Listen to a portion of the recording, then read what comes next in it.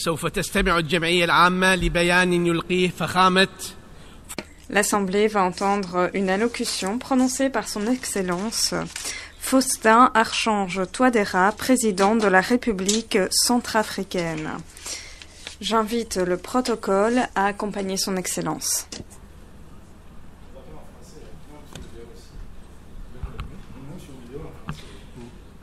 باسم الجمعية العامة لشرف Au nom de l'Assemblée générale, j'ai l'honneur de souhaiter la bienvenue aux Nations Unies à son Excellence Faustin Archange Touadéra, président de la République centrafricaine.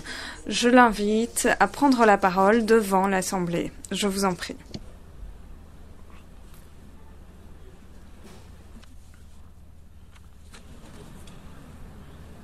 Madame la Présidente de la 73e session ordinaire de l'Assemblée générale des Nations unies, Excellences, Mesdames et Messieurs les chefs d'État et de gouvernement, Monsieur le Secrétaire général de l'Organisation des Nations unies, distingués délégués, Mesdames et Messieurs, je voudrais tout d'abord adresser mes chaleureuses félicitations à la République de l'Équateur, particulièrement à vous, Madame la Présidente, pour votre brillante élection à la présidence de la 73e session de l'Assemblée générale des Nations unies.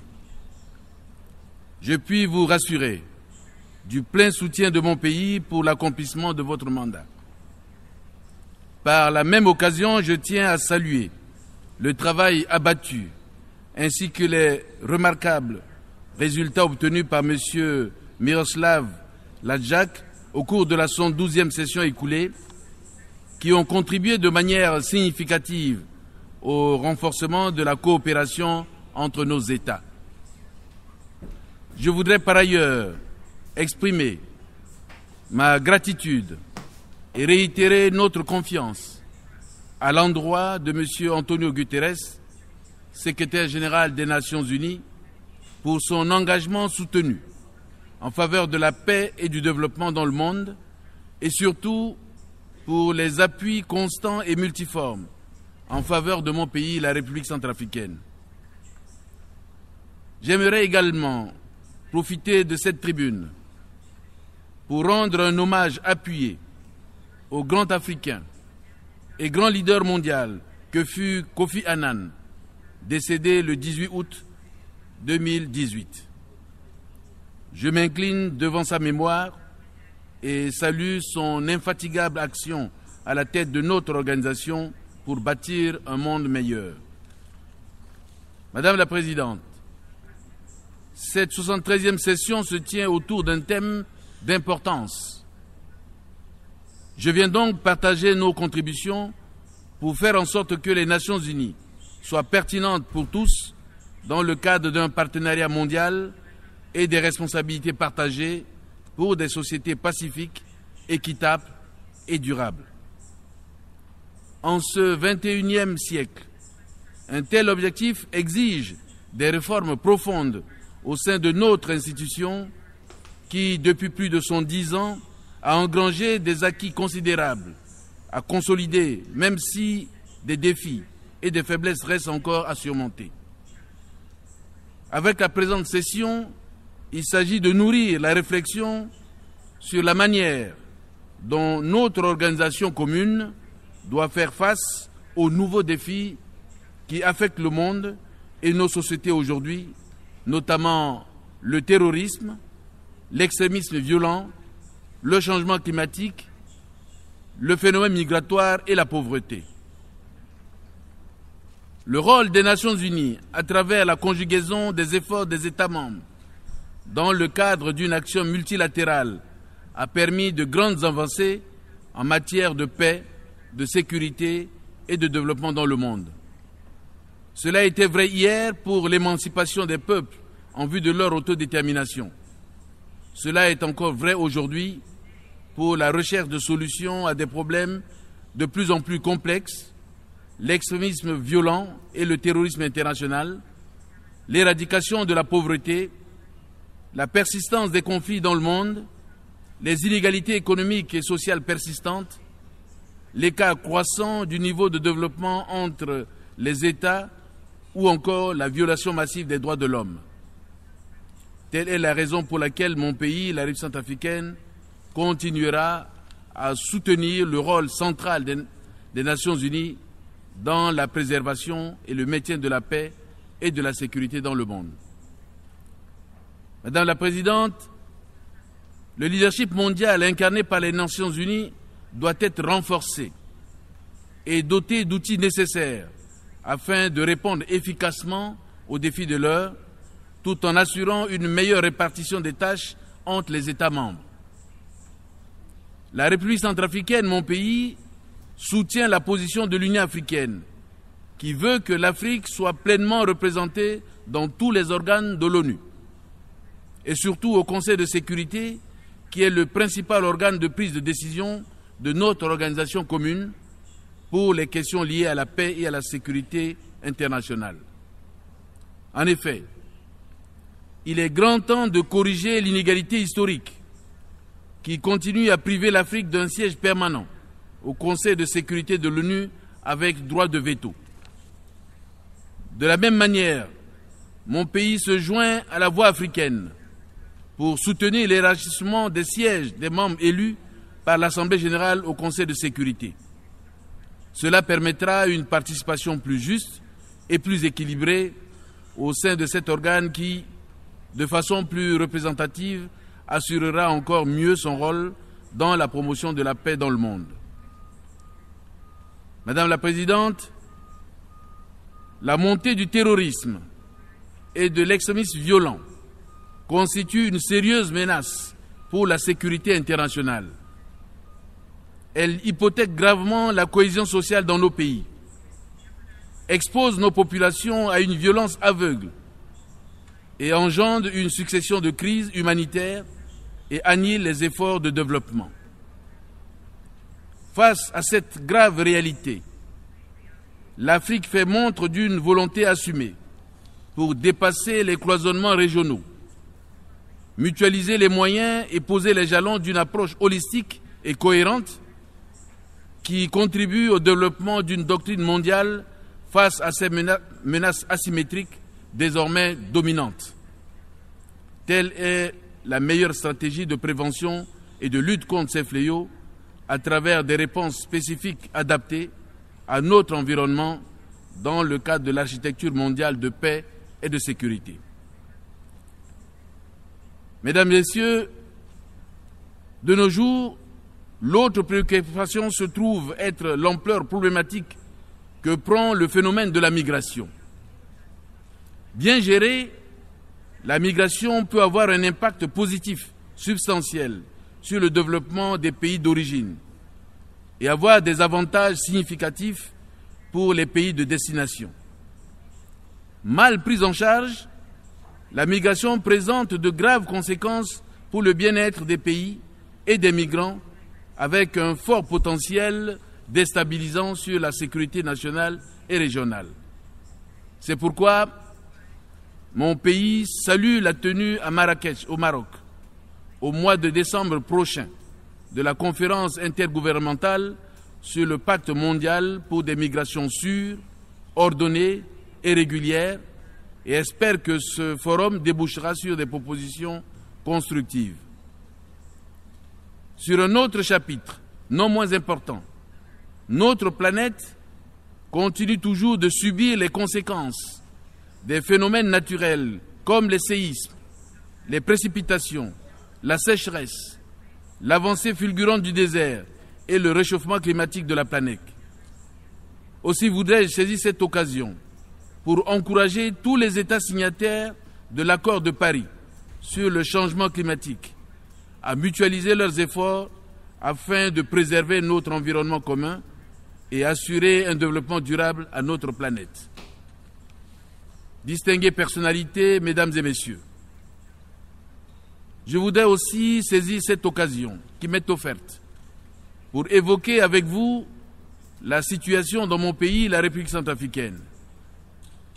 Mais avant toute chose, je voudrais m'incliner respectueusement devant la mémoire de tous ceux qui sont tombés dans l'exercice de leur périlleuse et noble mission de paix en République centrafricaine. J'aimerais exprimer ici toute la gratitude du peuple centrafricain à l'ensemble de la communauté internationale pour tous les sacrifices consentis afin de ramener la paix dans mon pays. Depuis 2 ans et demi, mon gouvernement œuvre sans relâche à la restauration des valeurs cardinales qui fondent la démocratie, la liberté et les droits de l'homme.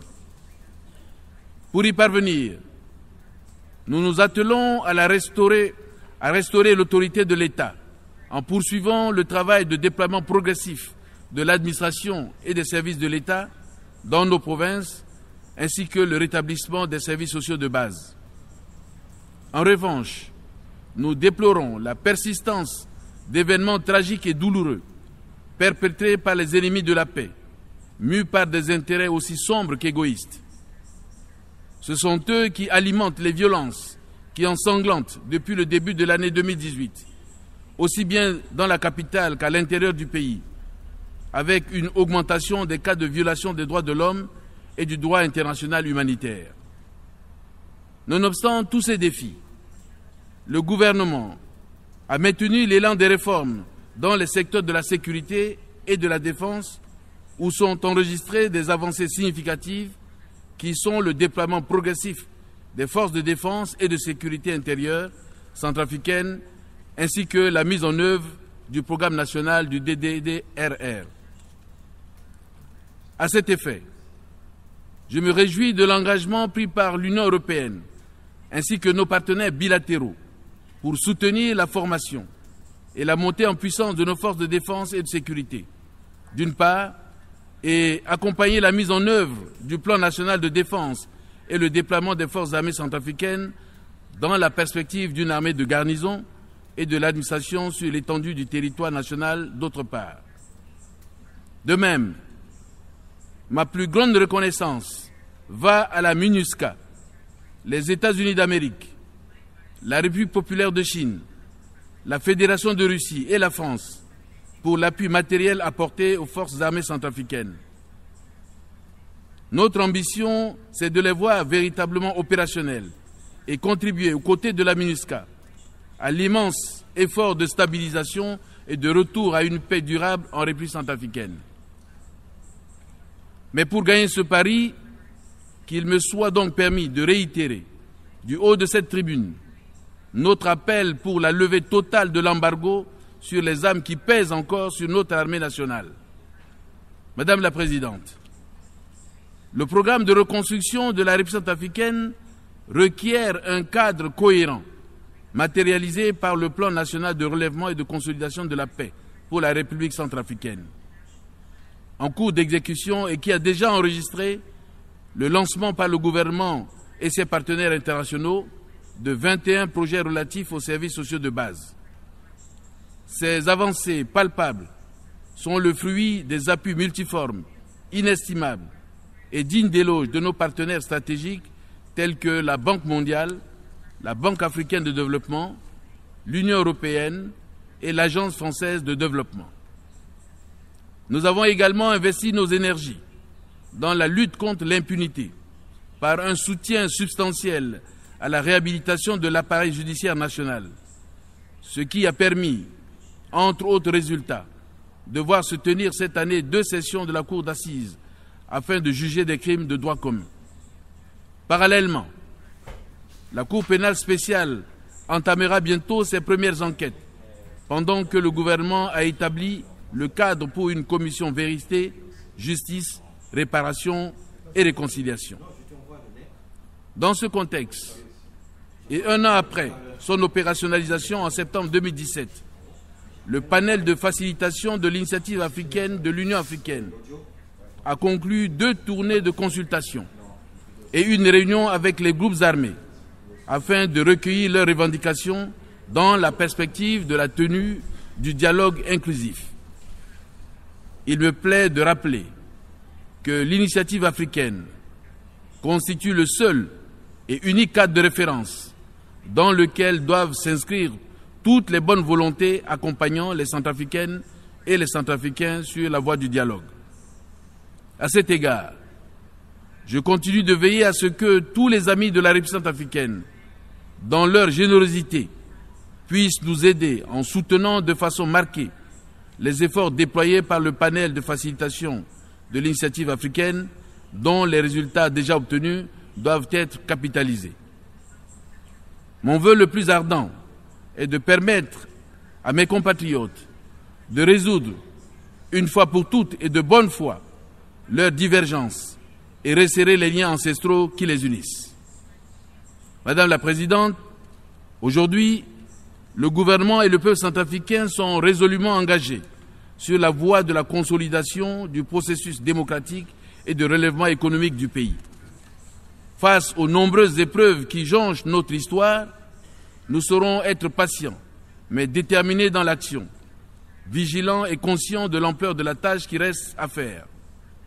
Pour ma part, je puis vous rassurer de ma ferme volonté de ne ménager aucun effort pour créer les conditions de la réconciliation et de la reconstruction de mon pays, pour redonner aux Centrafricains, mon peuple, la joie et le goût de vivre ensemble.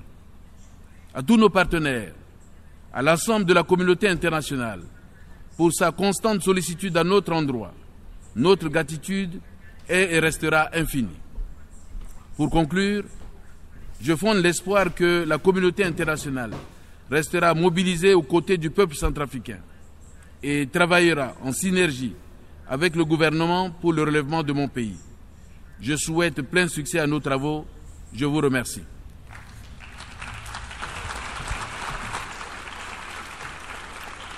باسم الجمعية العامة أشكر فخامة. Au nom de l'Assemblée générale, je tiens à remercier Son Excellence, M. Faustin Archange Touadéra, président de la République centrafricaine. Je demande aux représentants de bien vouloir rester assis pendant que nous prenons congé du président.